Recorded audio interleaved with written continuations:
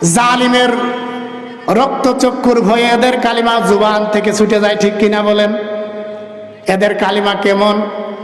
ফাঁসির কাষ্ঠে দাঁড়ালে এদের কালিমা তাদের আর মুখে থাকে না, ঠিক কিনা? থাকে নাকি বলেন? যারা জুবান থেকে কালিমা পড়ছে, আর যারা কালিমা পড়ছে তার মর্মার্থ বুঝে দিল থেকে যারা কালিমা পড়ছে, এদের কালিমা আর মুখের কালিমা কি একরকম নাকি বলেন? কেমন কালিমা পড়েছিলেন সাহাবা একরাম বলেন? হযরত বিলাল রাদিয়াল্লাহু তাআলা আনহু কেমন কালিমা পড়েছিলেন? উনি তো উমাইয়া ইবনে খালফের দাস ছিল। কি ছিল বলেন? উমাইয়া ইবনে খালফের কৃতদাস ছিল, মনিবের বাড়িতে থাকে। এদিকে তো মুহাম্মদ সাল্লাল্লাহু আলাইহি ওয়াসাল্লামের কালিমা গ্রহণ করে ফেলছেন। কৃতদাস, যার কোনো ব্যক্তি স্বাধীনতা বলে কিছুই নাই, সেই ব্যক্তি রাসূলের কালেমা গ্রহণ